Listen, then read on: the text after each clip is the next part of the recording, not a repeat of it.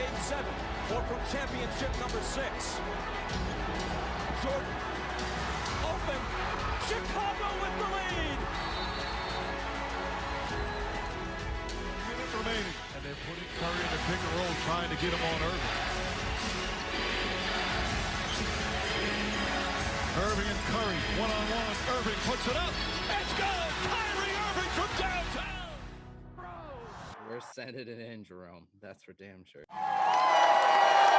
Yes. What is up, everybody? And welcome to the Taproom Sports Podcast. I am your host, Jordan. Stacks on stacks, lads. Joined with my man, Swerving, Ervin, Washington. We are a day late, but how y'all doing? How you doing tonight, dude? How you? I can't complain. I'm chilling. Nice. A chilly night, a chilly, starry night in Torrance, California. There we go. It's a stormy ass night here in Vegas. We've had back-to-back days of monsoons, which is why we didn't go live yesterday. Literally an hour before we were gonna go on, my power went out. We had a monsoon. Fucking transformer got hit by lightning. It was crazy. And now we got another one that just passed through here literally like 15 minutes before we were gonna go on. I'm like monitoring my street right here to make sure like it doesn't get flooded. So if you guys see me run at any point, it's because I'm going upstairs to get away from the flood. And if you see flashes behind me, that's fucking lightning, which is like directly out my fucking window. And if we go offline, you know why. So it is what it is. We just got a severe weather storm warning saying do not travel. It is life threatening. So that's always some good shit to get, man. Anyways, I'm glad to be here. Definitely a packed show tonight, dude. We're gonna be talking Big 12 tonight, Ervin. This is our fourth week. We started with the AAC. We've done the Mountain West. Last week we did the ACC. This week we're doing Big 12. Next week we will be doing the best conference in college football, the Pac-12, and then we will be doing the Big 10 and closing it with the SEC. So excited for next week because that is our conference of expertise. So if you are a Pac-12 fan or you're looking to bet some over-under win totals or, you know, just any futures in general, you're definitely going to want to tap into that for the Pac-12. Excited about the Big 12. This is a very interesting conference this year, Ervin. Last year, the Baylor Bears won the conference. They beat the Oklahoma State Cowboys. And then, Lincoln Riley departs OU. Is Texas back? Texas Tech has a new coach. Kansas is up and coming with Leopold, who used to coach Buffalo. So very interesting conference, and we're going to get into it here in a second, man. I'm looking forward to it, man. But first, what's your outlook on the Big 12 this year? I wouldn't say it's top heavy. It's pretty wide open. Yep. A lot of the teams got a good amount of transfers. Some teams lost a lot of talent. We can't really say they reloaded because there's only two big brands in the SEC. Baylor's up and coming because they got a pretty good coach. But Big 12. When you think of the Big 12, you think of Oklahoma State, Texas, and Oklahoma. Now you got to add Baylor in that mix now too. Yep. I think there's a couple teams that could be better here. West Virginia is one of them. I like Kansas State too. Kansas State is a good program. Even the Kansas Jayhawks. Obviously Texas 2 years in a row. They got a two-game winning streak versus Texas. And obviously, 4 games for Texas is good. That's doubling their win total from a year ago. And that's the first team we're gonna jump into today because we're gonna go through this list bottom to top. We're gonna dissect these programs and based on their win totals for this year and basically what the market is saying. So let's hop right into the first one, Ervin. Kansas is over under this year is 2.5 games, which is like the first time I've seen it over 2 in a while. It's juiced to the under though. The under is -125. The over is -105. Their head coach is Lance Leopold, who I said once coached Buffalo.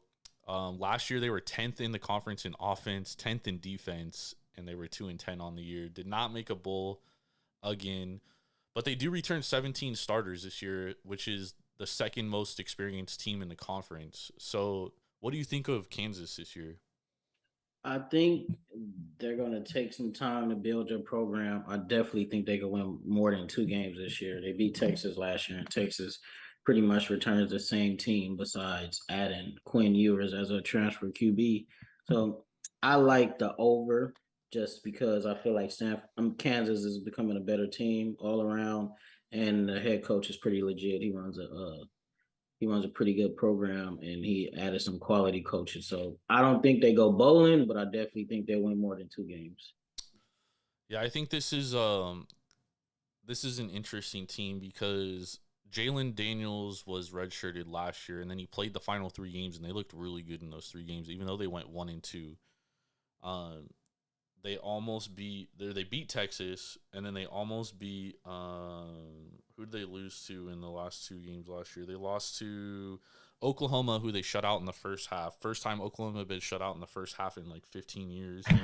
And then they almost beat, who was the second team they almost beat? TCU.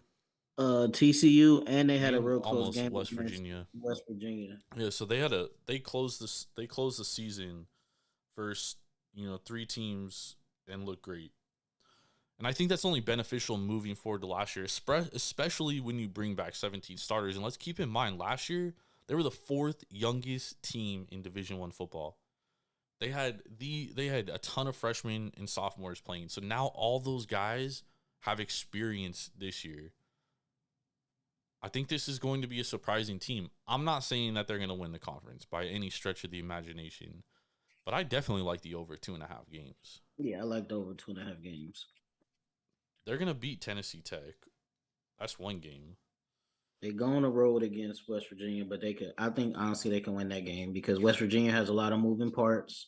They're installing a new offense. They got to break in a new quarterback, and their defense is terrible. So, Well, their defense lost a lot. yeah, They but were I good think they last could year. win. I think they could win that game, and I honestly think they could beat Duke, They could maybe even beat Iowa State too. Iowa State too. That's what I'm saying. I think they could win that game at home because Iowa State is pretty much breaking it almost an entirely new team. Especially they lost a lot on offense. So when you lose your leading running back, well, let's wait till we get to them. Yeah, I see 3, maybe 4. I think 3 wins, maybe 4.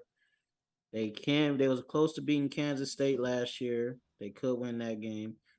They could beat Texas Tech. Texas Tech plays no defense, even though that's a road game. It could be a shootout because Texas Tech has a whole new coaching staff too, which is we're going to talk about.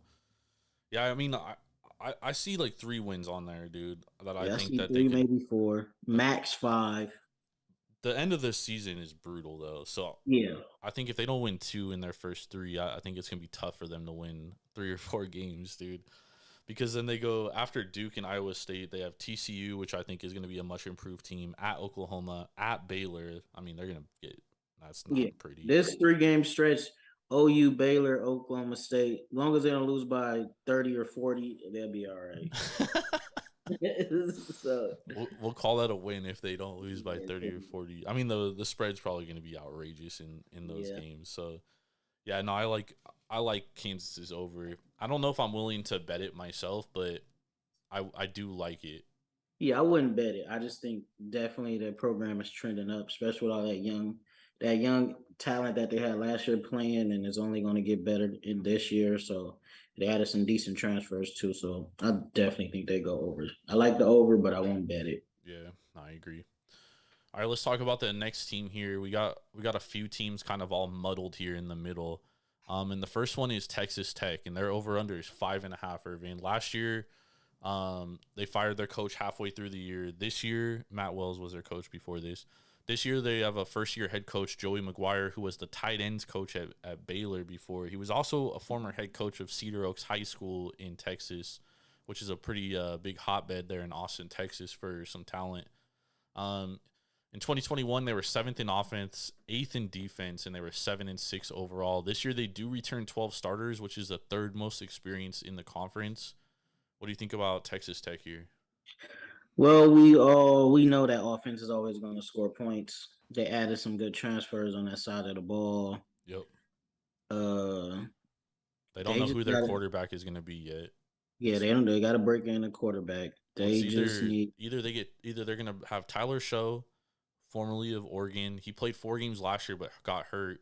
But they also have a highly touted redshirt freshman quarterback, Bayon Morton, who may start. So there still hasn't been announced a starter between those two. My honest opinion is we've seen what Tyler Show can be. He's not going to get too much better than what he was at Oregon or the games he played last year before he got hurt. So I would say go with the redshirt freshman. Even if he has some growing pains, he's only going to get better. You can't, unless he's a Bo Nix, whose his best season was his freshman year. I highly doubt that. So Tyler Shuck Show, whatever you pronounce it, has showed us what he can be. So I just say honestly go with the youth movement and then go from there. Yep. But usually we always know Texas Tech is always going to put up points. So we need them Well, to they play didn't last year. Well, yeah, last year that was a miss. That was a irregular. Let's say it's an irregular year for them because they always score points. So I think the offense should be better this year. If the defense could be top half of the league, I say 6th, 7th. Don't give up as many points because the problem is they give up too many points. So, well, I think it's gonna be tough for their defense. Yeah, because they do return 4 of their top 5 defensive linemen, including 13 All Big 12 Jalen Hutchings. But I mean, they weren't very good last year. I mean, he's been good, so hopefully experience will like improve that. But they do lose their top 2 linebackers, and they do add Dimitri Moore from Missouri State. But they've moved a lot of guys around so like they moved Reggie Pearson, who was a middle linebacker or outside linebacker. They moved him to safety. And then last year, Marquise Waters was their inside linebacker. He actually was out for the year. He didn't play. But they moved him to safety now. Outside linebacker. But they play a 4-2-5, so it's mostly like their third linebacker is basically a safety. So they moved. He's playing a whole new position. And then they lose 2 of their starting DBs. But they brought in a lot of transfers, so they have a lot of starting experience there. But it's a lot of there's just a lot of unknown here. No, so we gotta wait and see. Because even their coaching, I mean, the guy's never been a head coach. He's never called plays, at least at the college level. You know what I mean? So it's like that could be feast or famine too. And when you're looking at their schedule, I don't think I see 5 wins. It's tough, dude. Like, all right, they open at Murray State, then they have Houston. Houston is definitely they're a better team. Yeah, Houston is about to join the Big 12 next year, so then they have at NC State, dude. That's a loss. That's a loss. Then they get Texas at home. That's another. They could lose that game. Well, that could be a shootout, but I think Texas should be improved enough to win that game. If Texas loses to Texas Tech this year, then they have problems. Throw the whole team. Throw that whole shit away. Sark seed is going to start to get a little hotter. Yep. At Kansas State, they're probably going to lose that one. At Oklahoma State, they're probably going to lose that one. They could be Baylor. I mean, they could be West Virginia. Yeah. Then they get Baylor at home. At TCU, they're probably going to lose. Kansas at home, that's maybe a win. Yeah, that's a coin flip at this point. Yeah. And then at Iowa State, another coin flip. And then Oklahoma, they would lose. So yeah, I see 2, maybe 3 wins. 2 to 4 wins max, dude. Yeah, I'm gonna take the under, and I would honestly feel confident enough to bet the under. Yeah, the only thing I hate, dude, is like there's so much unknown with the coaching staff. Like, what happens if this guy comes in and he's like fucking, a future like top level coach and he's there for fucking 20 years and turns. Well, then no, because if he's a top level coach and he's at Texas connections, the Texans going to interview him and hire him because remember they was just close to hiring Josh McCown, whatever his name is. Yeah, true. So it's an interesting one. Texas Tech is one of the more interesting teams to me, dude. In my opinion, that's one that I could literally see. I could see a scenario they win 6 games, and I could see a scenario they win 1-2 games max. So that one will be interesting. But we both like the under there. Definitely. Next over-under we got is West Virginia Mountaineers. Their over-under is also at 5.5. It's juiced to the over, though, -130. The under is +110. West Virginia, Ervin, head coach Neil Brown in his 4th year. He's 17-18 overall. In 2021, they were 8th in total offense, but 4th in total defense, but went 6-7.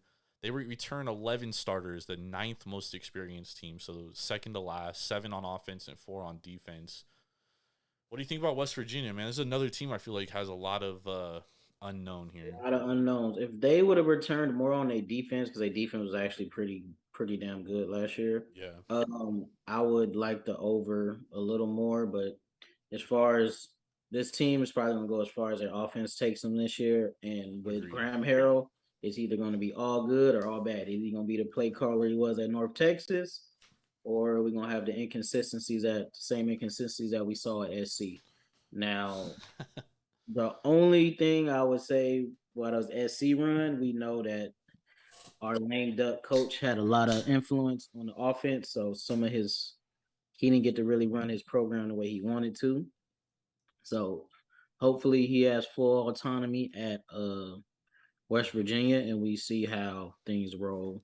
Now they are breaking in a new quarterback, but that quarterback does have NFL talent, and he looked pretty decent in Graham Hill's offense at SC before he got hurt. I think that's the biggest thing, Ervin, is this guy's never been healthy. Yeah. So that's a big question mark. And Graham Harrell, what you say is true, but I did not like the comments being made by players from SC that were there last year, that were there this year when they were talking. Yes.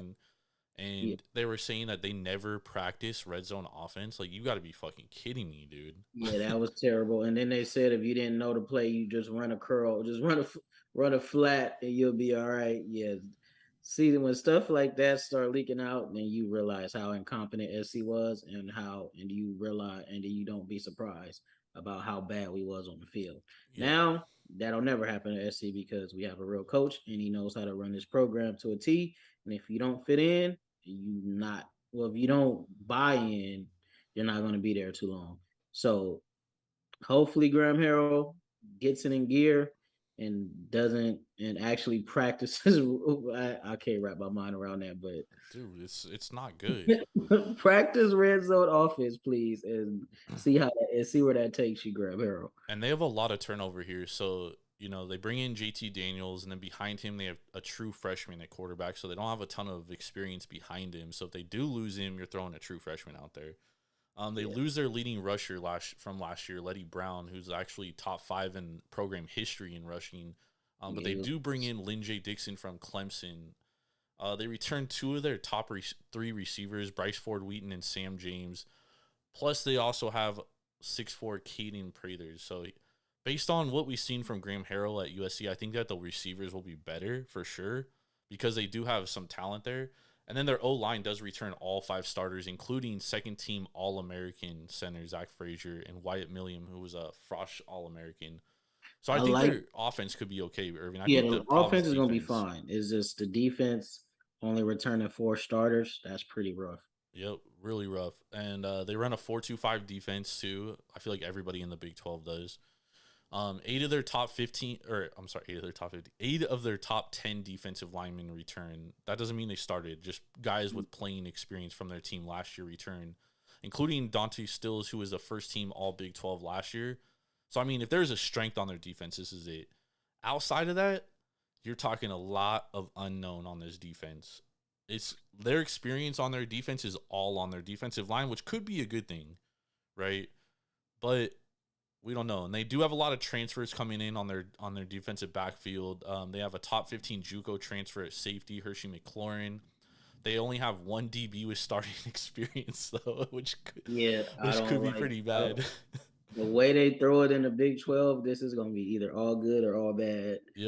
Or I should say they only have 1 guy with starting experience at D1 level because they do have FCS All-American coming in, Macy's Floyd, who played for the FCS. I forget what school he played for, but they got him coming in.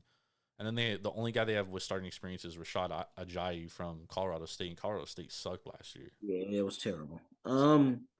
The over-under is 5 or 5.5? 5.5. So their schedule, they open at Pittsburgh. Loss. Then they get Kansas at home.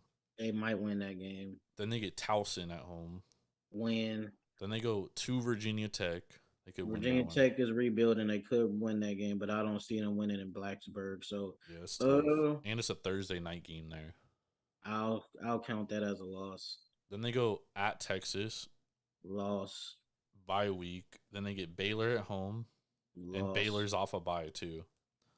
And then they go to Texas Tech, and Texas Tech will be coming off a bye in that game. They could win that game.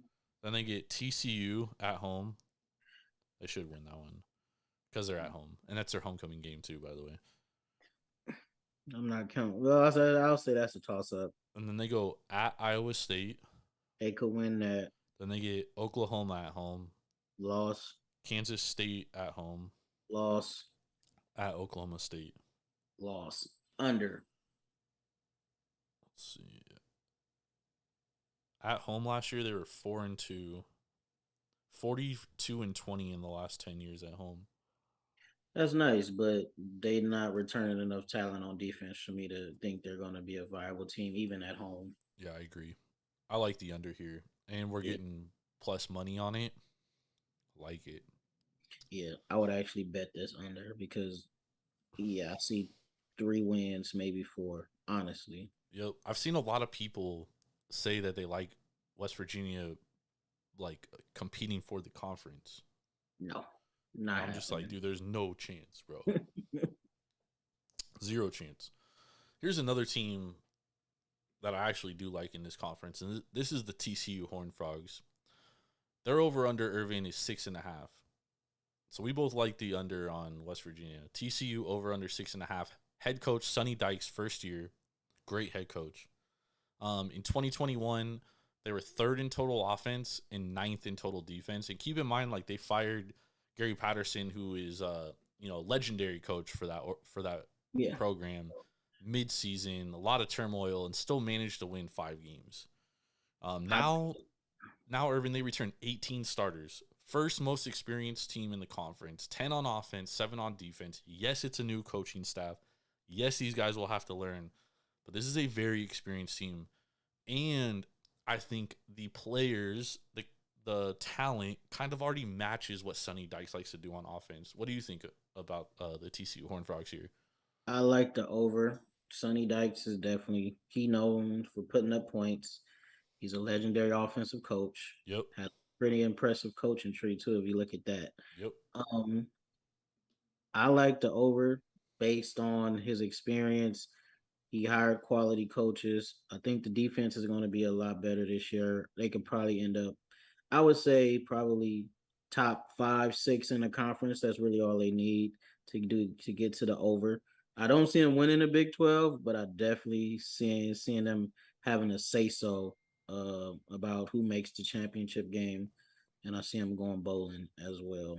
Yeah, I definitely think they're going bowling, and usually I hate when first-year head coaches come in. You usually don't like to play the over in that situation. However, it's Sonny Dykes. Yeah, and I think that the players that he has here is already beneficial to kind of, like I said, what he likes to do. They haven't named a starter at quarterback yet, but they do get last year's starter Max Duggan back and redshirt freshman Chandler Morris. And Chandler Morris is, he's a really good quarterback, dual threat. Both these guys are dual threats, to be honest. Yeah. They returned 2 of their top 3 rushers, Kendra Miller and Amari DeMercado. Plus, they add Imani Bailey from Louisiana Lafayette, who rushed for 642 yards last year, and Corey Wren from Florida State. They returned 9 guys with starting experience. 9 guys with starting experience in their wide receiver unit, including their top 4 receivers from last year. And I think, like you said, Sonny Dykes he's an offensive guru. I think this is going to be a dangerous wide receiver unit out here. And their offensive line has 113 career starts returning on it, including second-team Big 12 Steve Avila and transfer Allen Alley, a center from SMU, who obviously used to play for Sonny Dykes. Yeah. Experienced center in that system. I mean, that's the guy calling out the protections, etc. I think their offense is going to be good. Biggest question mark is going to be their defense, because their defense wasn't very good last year. 9th in total defense last year. Their defensive line took a hit. They lose 5 guys in the unit. Really the only unit where they lost a ton of guys. Lose 5 guys, but they weren't good last year. And they add a nose tackle, Tymon Mitchell from Georgia. We like Georgia nose tackles. Those are some big, big guys. We like them. And then they returned 4 guys who started in their linebacking core last year, including their number 1 tackler, D. Winters, and they add Terrence Cowles from Texas and Johnny Hedges from Navy. So this should be a very fast linebacking core. And then their cornerbacks, they have 2 potential NFL draft picks here in cornerback. Travius Hodges-Tomlinson, who was first team Big 12 last year, and Noah Daniels, who started the second half of last year, who a lot of scouts have in the first or second round in mock drafts. So this could be a very dangerous secondary, Ervin. I'm calling it now. They play to their potential, especially if they get a little better on defense. One of the big 3 will be going down this year. I'll say they either going to be Oklahoma, Oklahoma State, or Baylor. Yeah, I think this is a dangerous team, dude. And I agree with you. I think that they can upset a good team here and kind of ruin their year, whether it's Oklahoma State, Texas, Baylor, Oklahoma. They get Oklahoma at home too. Yeah. They have to go to Texas and Baylor, which is very difficult, which is why I don't think that they can. I think that they could challenge for the conference, but I do think that that's going to ultimately hold them back because they have to go to those 2 games. So even if they win outright, they're still going to be 10-2 or 8-2. So I think it's going to be difficult, but I like this team, dude, and they are trending upward in my opinion. And I definitely think they're going bowling for sure. Yep. I like them. Running down their schedule, I see 1, 2, 3, 4, 5, 6, 7, 8, maybe 9 wins. Yep. SMU is going to be a tough one too. Plus, it's going to be emotional. Yeah, Sonny Dykes has to go back to SMU. Yeah, but I think they win I think they won a close one in that game. Yeah, that should be a W there. Let me see, they might be as a favorite. Let's see if the line came out yet. And they get Oklahoma State at home too, which is beneficial for them.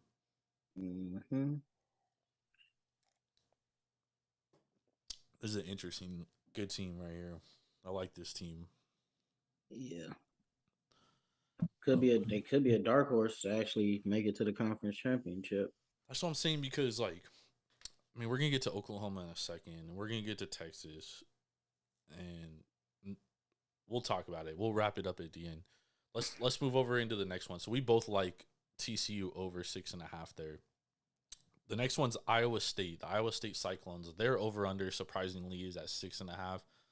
And this is actually one I really like because I think the under is pretty obvious. I mean, they only returned 8 starters. Yeah, and they lost a lot on offense. They lost a lot. They lose their number 1 passing leader of all time in program history and leader in wins. They lose their 2nd career rushing leader. I mean, dude, they lose. Keep it coming. They lose a ton. They lose 4 of their top 6 receivers last year. They lose 3 starters on the offensive line, including 2nd team Big 12 center Colin Newell and their left tackle. But they do return their best offensive lineman, which is their 1st team Big 12 right guard Trevor Downing. But he's going to be moving to center this year. On top of that, they lost the best tight end they had in program history. Yeah, I mean, they're losing a lot here. Yeah. What do you think about them? Because the interesting thing about Iowa State, Ervin, is whenever Matt Campbell doesn't have expectations, Iowa State does great. Well. You know what I mean? It's when they have expectations that they really struggle.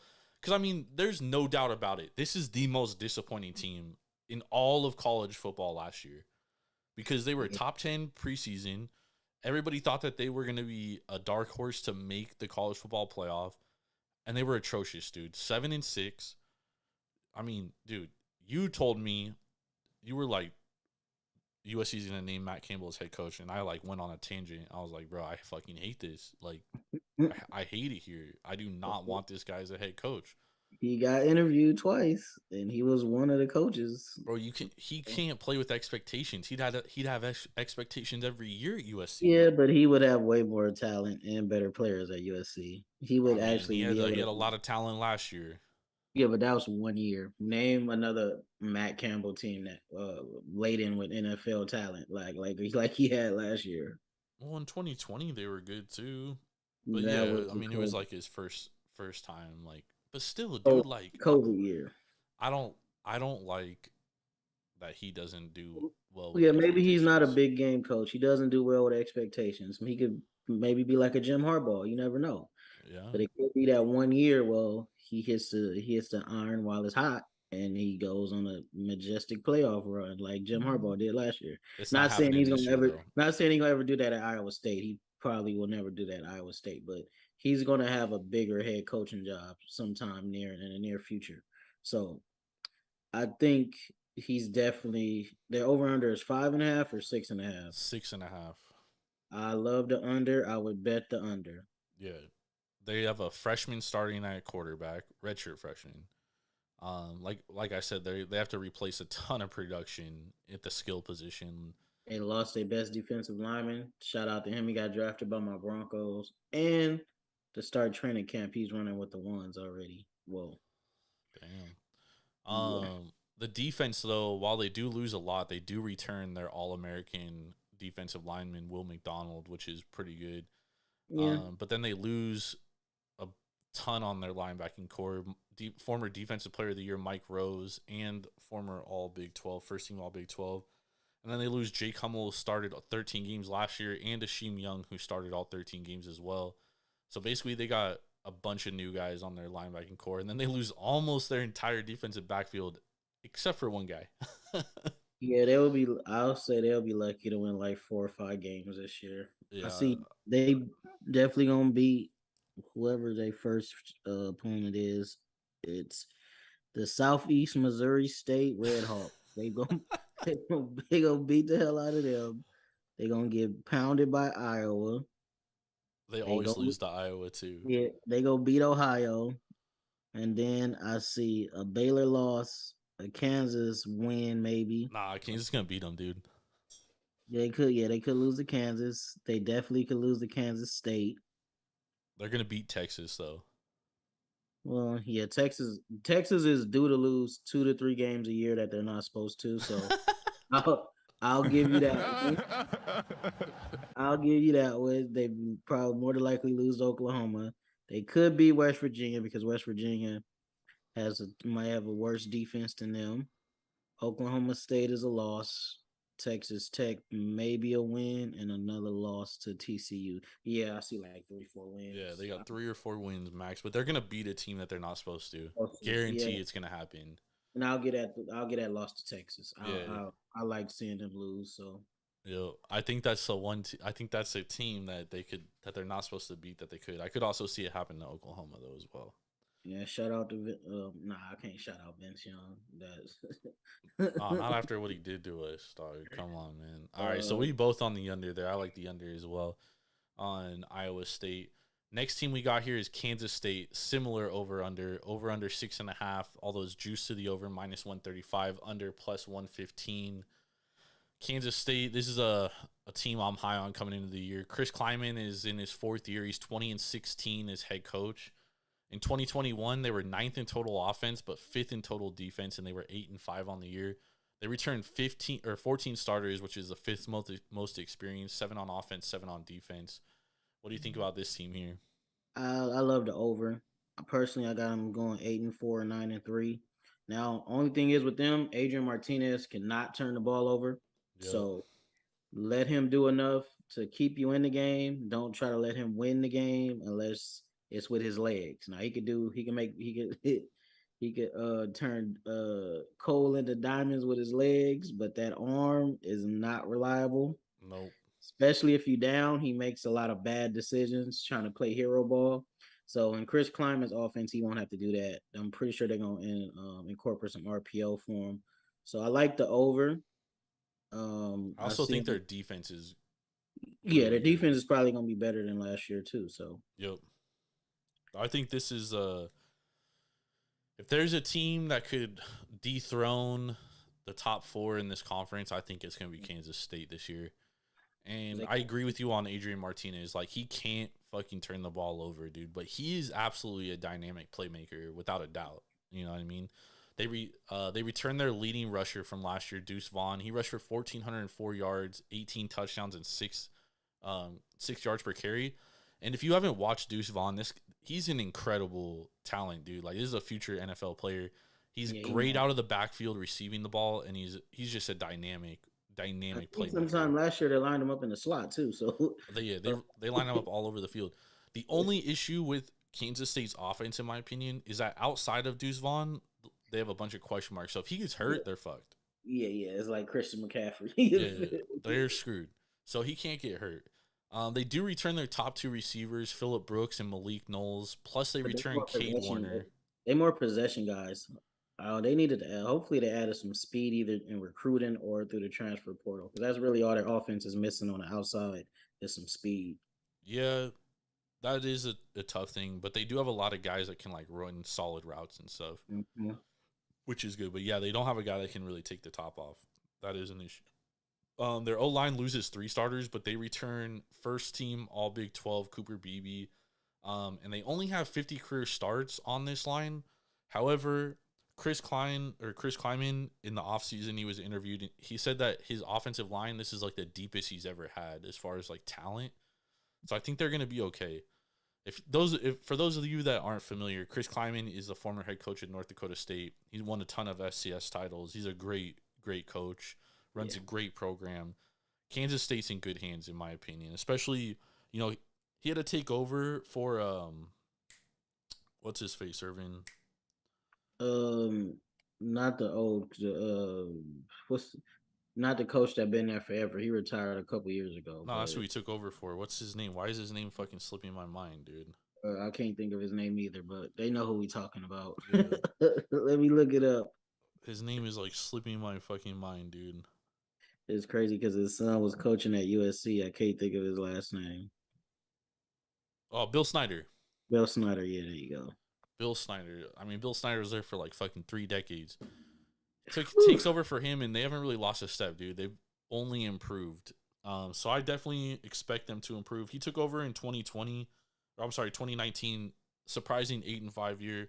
2020 COVID year, lost a lot of talent, 4-6. Bounces back last year, 8-5. They go to a bowl game, and they win their bowl game too, by the way. And then this year, you know, I think they're going to be much more improved, dude. I love the over here. I would bet the over 6.5.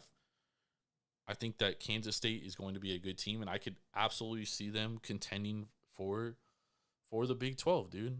The only issue is because they get Texas at home, Oklahoma State at home. They have to go to Oklahoma, and they have to go to Baylor. But aside from that, they could win every game. They can win every game. You know what I mean? So it's going to be an interesting team here. Yeah. Got them at 9 wins. They can maybe get 10 if they could pull off an upset of OU or Texas. Yeah. I don't see them beating Baylor on the road. So Baylor's tough. So is Oklahoma, for that matter. But we're going to get to them in a second. Let's hop into the most intriguing team, Ervin, here. And that is the Texas Longhorns. And their over-under is 8, and it's juiced to the over. Over 8 is minus 135. Is Texas back, Ervin? No, Texas is not back until I see Texas actually beat the teams they're supposed to beat and beat a team like OU or Baylor. How about if Texas wins the Big 12, then I'll say they're back. But I mean, they won the Big 12 before, and next year they fucking fell flat on their face. Yeah, because see, even if then, so they got 2 years left in the Big 12 or 3, because they joined in the SEC in 2025. Yep. So Steve Sarkisian got to start building some momentum and building up to playing in the SEC, because the SEC is a lot deeper and a lot more defensive talent than the Big 12. Yep. So I would say the over-under is 8. Yep. I'll probably go over, but I don't see them. They probably win 9 games. They could win 10. The only thing that's saving them, they do get Baylor at home. They're going to lose that game. I think they're going to lose that game too. But they could win because they do have a pretty good home field advantage. And they got the biggest question mark in college football at quarterback. Is he going to be that generational talent that everybody thought he would be coming out of high school? Yep. Or is he going to be an average quarterback? So I think their season depends on. I would say from a skill position standpoint, like they probably have the best skill position players in the entire conference. They do. Bijan And Robinson. Who do they got at wide receiver? Xavier Worthy, Jason Xavier Worthy. Wigington. They added a pretty good wide receiver class, and they added a real good transfer from Wyoming. Yep. Um, Isaiah Nair. yeah, he's an NFL talent. And they have 2 Alabama transfers, Age Hall and tight end Jaleel Billingsley. So hopefully he can hold on to the ball. Shout out to Billingsley from Friday Night Lights. They lose 3 starters on their offensive line, though, too, including first team Big 12 right tackle Derek Kerstetter, and they lose both their starting guards. They add 2 5-star recruits, though. Yeah, they added 3 5-star linemen, and I think all of them going to play early and often, especially Campbell. Campbell already looks like an NFL draft pick. Yeah, DJ Campbell is a big dude. However, I feel like offensive line is one of the tougher positions to come in and start at as a freshman. Yeah, but it's easier when you're that big and that agile. You just got to learn the playbook because physically he's ready to play. Yeah, that's true. So I think it's going to be more mental with him than it is physical. Their schedule isn't like super duper hard. They're getting the shit beat out of them by Alabama. That's a 9 a.m. kickoff. So what, 11, 12 our time. Yep. That's a loss. They gonna beat the hell out of ULM, whoever that is. Louisiana Monroe. Yeah, they getting the hell beat out of them. UTSA, another win. Texas Tech should be a win, even though they're on the road. So they should start off 4-1 heading into the Red River Shootout. They're gonna lose to some teams that they're supposed to beat, though. I guarantee it, dog. Yeah, I think they lose to Kansas State, and they might. And Kansas has a 2-game winning streak on them. So until they beat Kansas, I got them losing that game. Oh shit!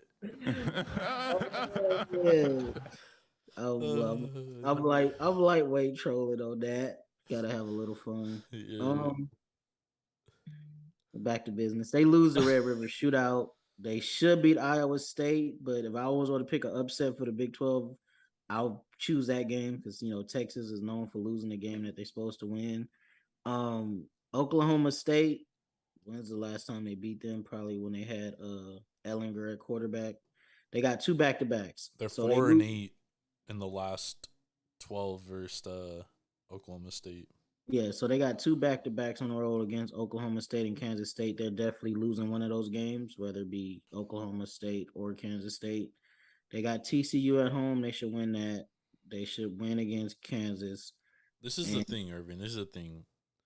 If they lose to Iowa State, which we both think is a possibility, right? They losing to TCU then.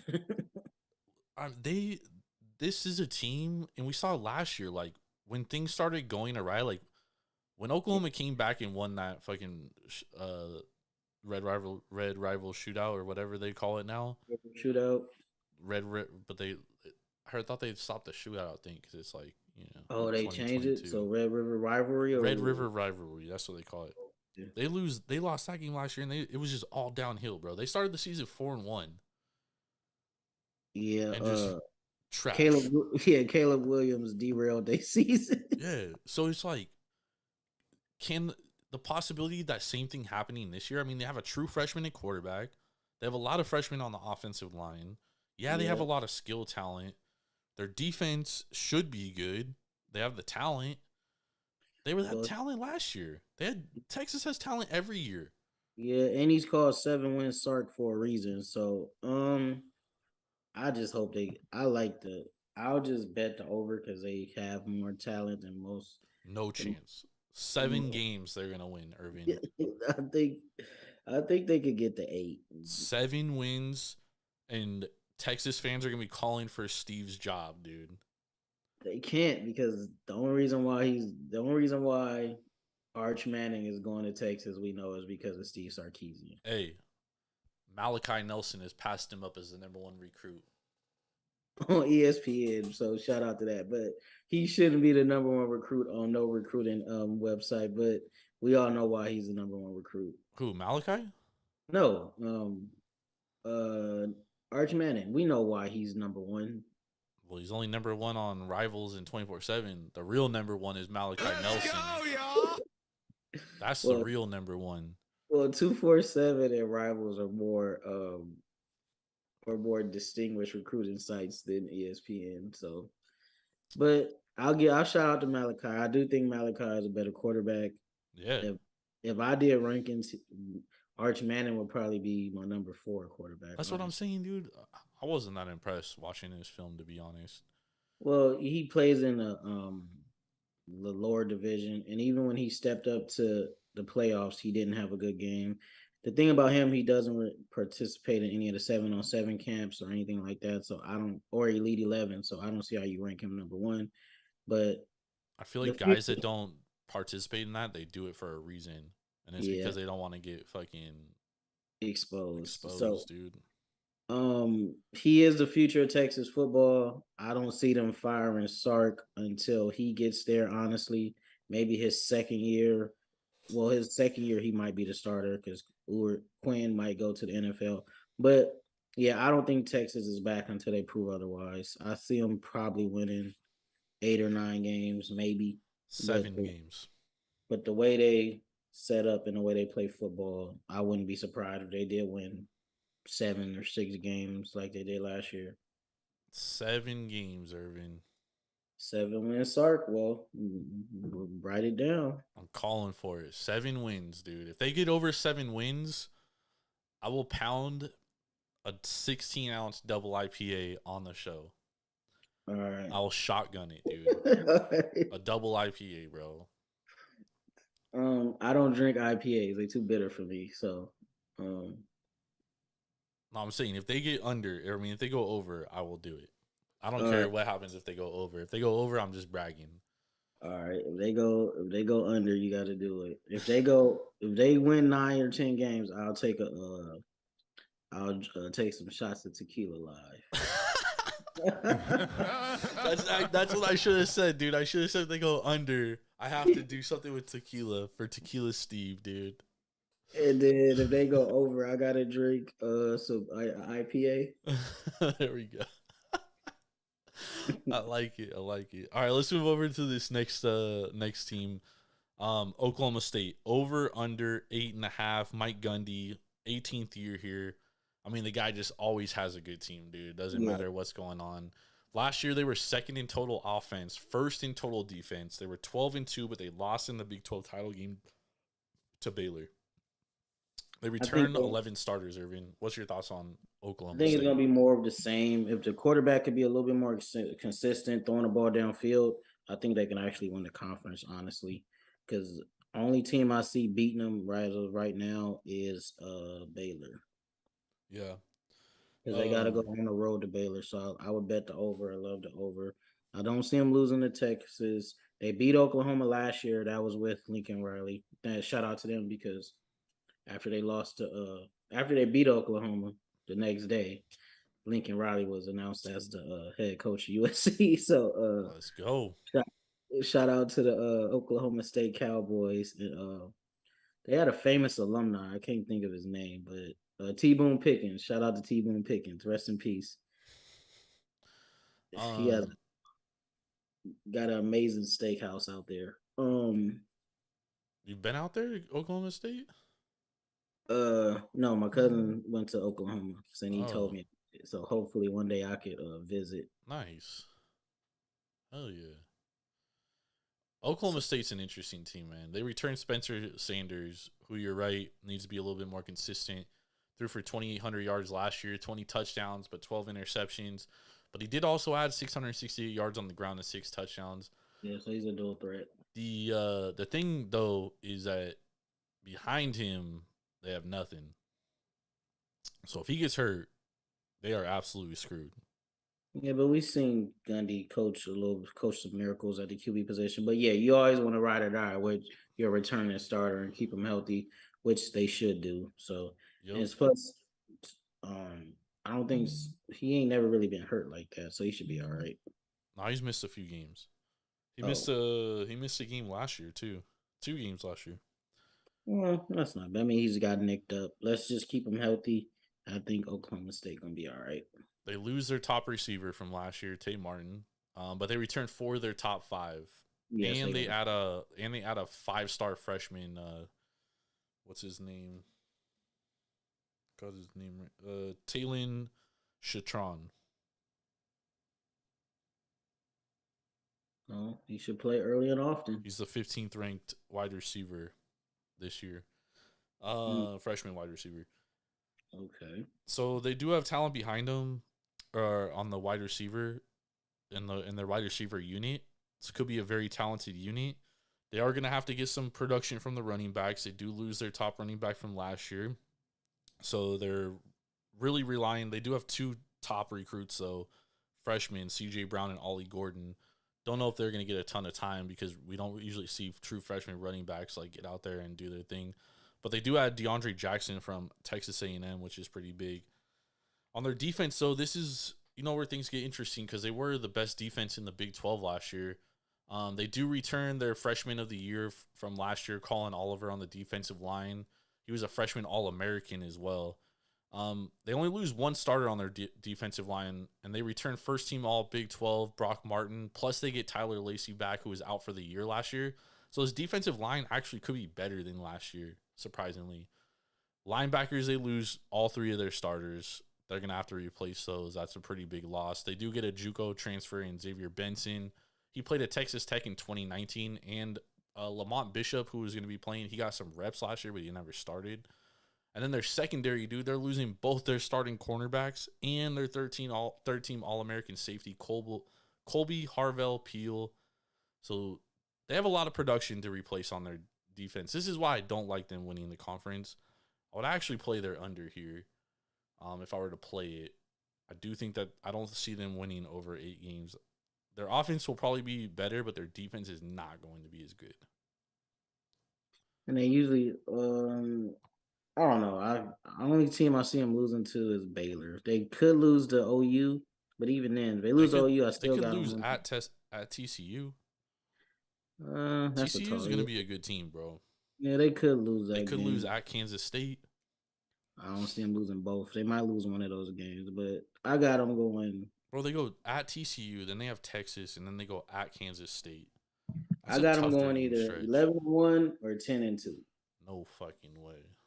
You're crazy, bro. Only loss I got is Baylor. All right. They're going to beat Central Michigan. They're going to beat Arizona State. They're going to beat Arkansas Pine Bluff. They're going to lose to Baylor. They're going to beat Texas Tech. They're going to lose to TCU. They're going to lose to Texas. Nah. They could lose to Texas. They're going to lose at Kansas State. Like, I could very well see them going 0-3 in that stretch, bro. Nah, I got them going 2-1. They're going to beat either TCU or Kansas, and they definitely going to beat Texas. Nah, I like the under here.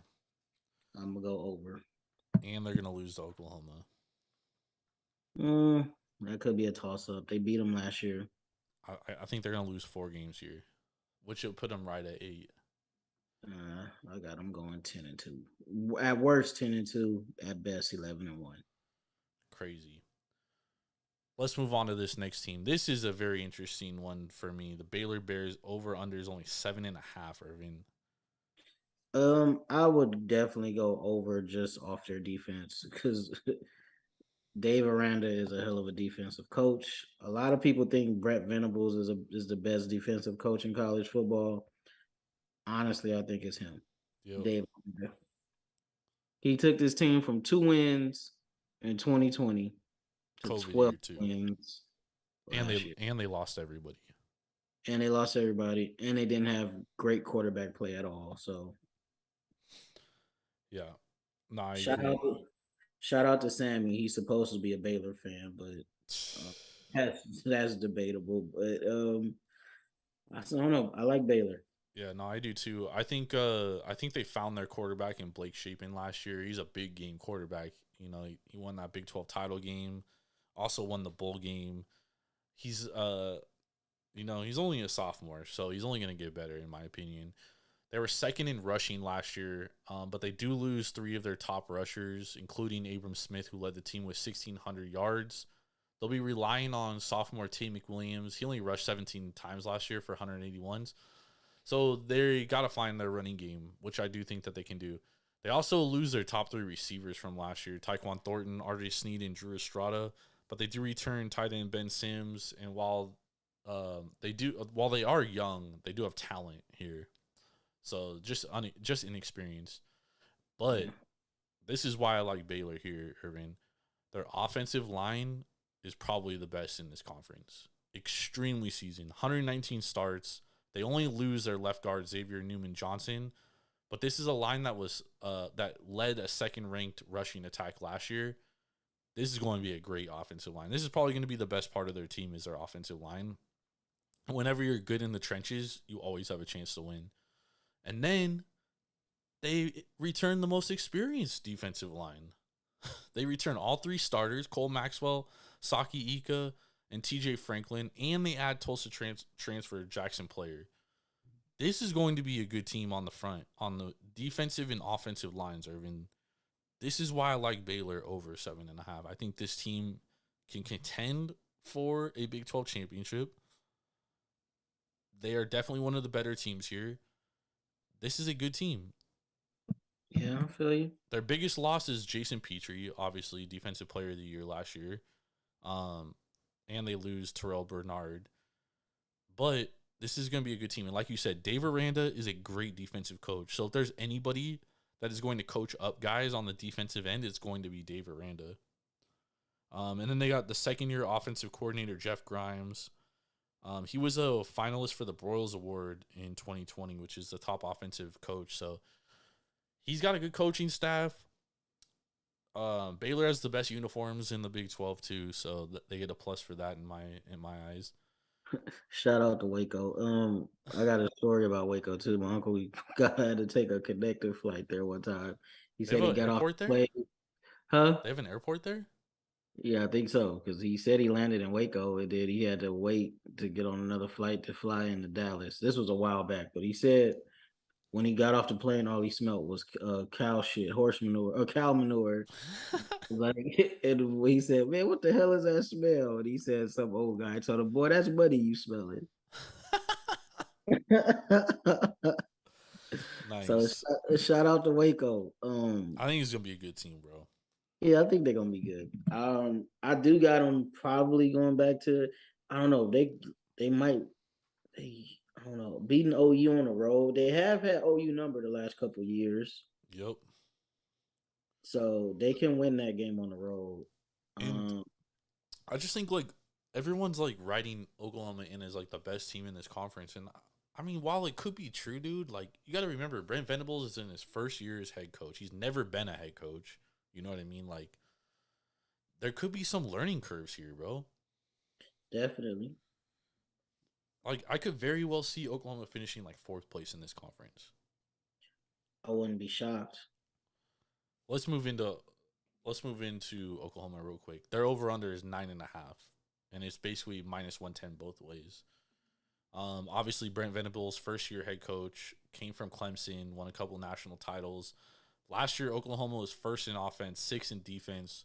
They returned 10 starters, 6th most experienced in this conference, but they lose everything, Irvin. They lose their head coach, they lose their starting quarterback, they lose their best wide receiver. They lose everything, basically. I mean, what do you think about Oklahoma here, realistically? The over under is 9. 9.5. I don't think they hit the over. Yeah, I like them under. Because I got them losing to Baylor. I got them losing to OK State. They could lose to TCU on the road. They should beat Texas. I'm not going to say Texas. Until I see Texas beat them, I'm not going to give Texas a win because they blew that game last year. They definitely starting off 3-0, though. They beating UTEP. They beating Kent State. They should beat Nebraska on the road. Kansas State could be an upset because Kansas State is a really good team, especially, I don't know, but OU at home, though. So they could they could win a close game. They beating Iowa. They beating Kansas. They beating West Virginia. Yep. I think they could lose to Nebraska. Yeah, I'll say they go 9-3. I don't think they go over 9.5. They could win 8 games because they could lose to Texas. I don't know. We just gotta wait and see. Is Brett Venables all he cranked up to be? And That's a big. It's a big question mark, dude. yeah, because OU fans swerving down that he's gonna be better than Lincoln Riley Yeah, ever right, was. dog. He's teaching them to be physical and all this other good jazz. So the book is out on Oklahoma. Let's see how they do. Personally, do I want to see them succeed? No, because they haters, and for some reason they got a bone to pick with SC fans now. I call it Oklahoma tears. The Trail of Tears does run through Oklahoma, so they should be used to that. Uh, I'm gonna just go under. I don't like Oklahoma no more. I like the under here, and it has nothing to do with anything bias. Yeah, no bias. It's just I mean, they they lose a breaking in a ton of first year head coach. They're breaking in a first year offensive coordinator. They do have the talent. Dylan Gabriel looked good at times at He got UCF. hurt. He got hurt. He was a freshman All American. Let's see what he can do. But I'll take the under. If I'm betting my money, I'll go under because I'm not a real big fan of Brett Venables as a head coach. He's a great defensive coordinator. Honestly, he should just stay in his lane. But we'll see. Yeah, he was trending towards that way. He could be like Dave Aranda. He could be a damn good head coach. But let's see how he does his first year. Well, I'll take the wait and see approach. But if I'm betting my money, I like the under because it's too many unknowns. Way too many unknowns, dude. Way too many unknowns. And they lost what 3 or 4 starters on the offensive line. They lost on their offensive line.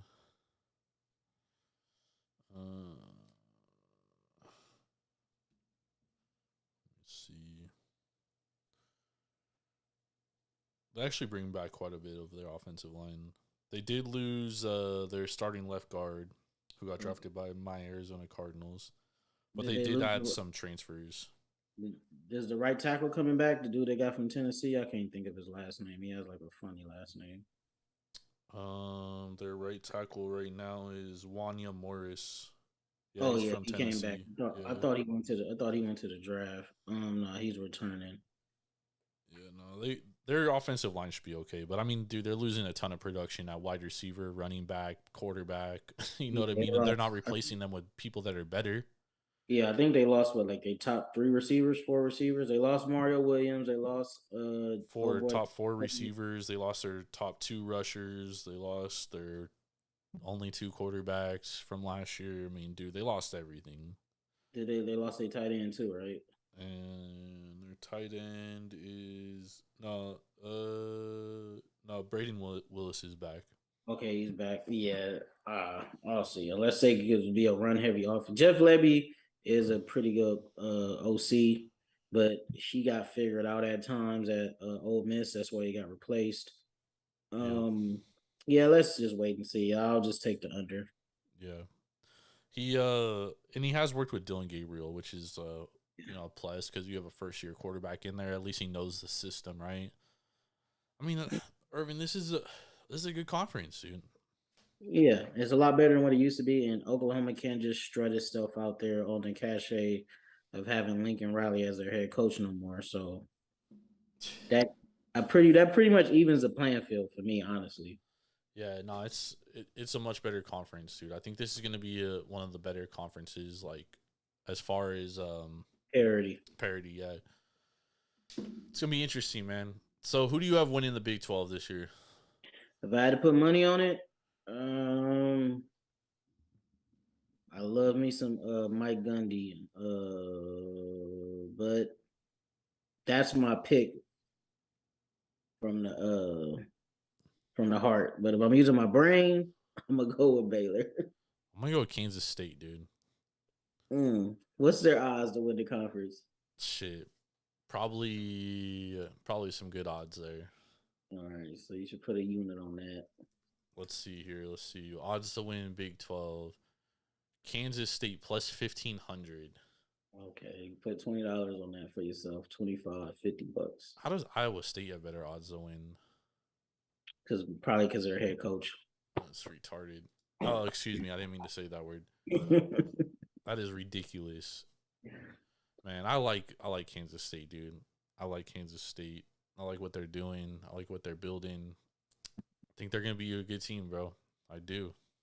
Sleeper, baby. Let's go, y'all. All right, let's get out of here. We got we got a show next week. We're gonna be doing the Pac-12, USC, baby. A lot to talk about with USC, Oregon, a lot of drama. It's gonna be a good conference. Utah as well. Who will win that conference? Will Utah repeat as champions and then get smoked in the Rose Bowl? Who knows? Tune in next week. You will find out. Make sure to go to devour.com or download the Devour app straight to your mobile device. Use promo code Taproom for $10 off your first purchase of $25 or more. Also, my best bet for tomorrow, Sandy Alcantara. Plus 110 at home against the Mets. Chris Bassett opposing him. Take my guy Sandy. Let's do it. Let's ride. Let's win this money. Let's head to the window. Hopefully y'all learned something about the Big 12 today. Hit us up on Instagram, at Twitter, at Swerving Ervin TSP, at Jordan Rules TSP. Let's talk some college football, baby. We are almost there. 5 weeks away. 5 weeks away. Let's go Pac-12 next week. We'll see y'all later. Have a great weekend. Enjoy UFC. Isn't there a fight this weekend too, Irv? Yeah, Danny Garcia is fighting Benavidez' brother. Jose Benavidez. Is it in Vegas? I think so. I would have to check. I think it's in Vegas. Or Brooklyn, one of them. I love Vegas, man. We out.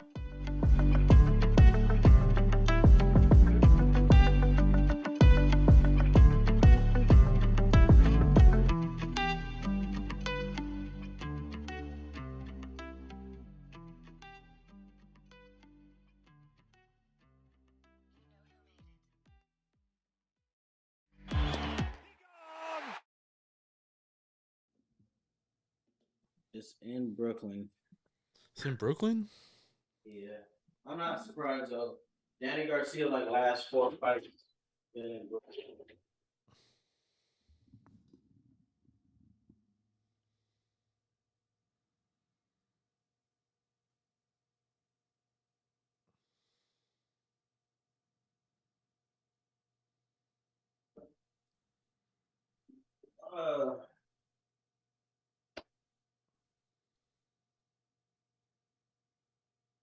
All right. I'm at home. You what? I say if you didn't notice my background change, I'm at home. I gotta hang those bad boys up. For once? Oh, yeah, you got to put them behind you, dog.